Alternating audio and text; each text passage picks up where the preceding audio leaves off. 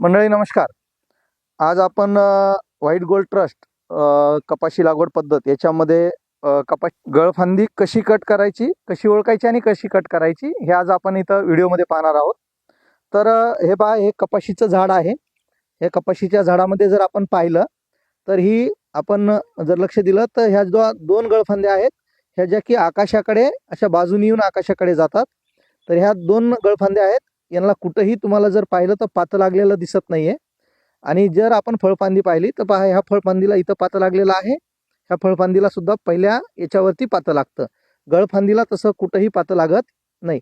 आणि ही गळफांदी जी आहे हे मुख्यतः जे अन्नद्रव्य असतात फळफांदीला फळांना लागणारे ते जास्त घेतात. तर आता आपण गळफांदी जी आहे, गळफांदी ही चांगल्या सिकॅटरनी आपल्या झाडाच्या याच्यापासून कमीत कमी 1 इंचावरती हिला असं कट करून घ्यायचं आहे. ठीक आहे. तर आपण पाहू शकता, आपण ही गळफांदी इथं अशी चांगल्या ह्याने कट करून घेतलेली. तर याचा फायदा असा असतो की तुम्ही जर पाहिलं तर गळफांदी कट करायच्या आधी झाडाला असा मोठा डेरा दिसत होता, झाडाला गर्दी दिसत होती. आता कट केल्याच्या नंतर आपण पाहाल की झाड कसं मोकळं दिसतंय. याच्यामुळं काय होतं की झाडाला खेळती हवा राहते आणि झाडाचं जे मेन अन्नद्रव्य आहे हे सगळं आपल्या फळामध्ये आणि बोंडामध्ये जातं. याच्यामुळे आपल्याला उत्पादनामध्ये वाढ मिळते. धन्यवाद.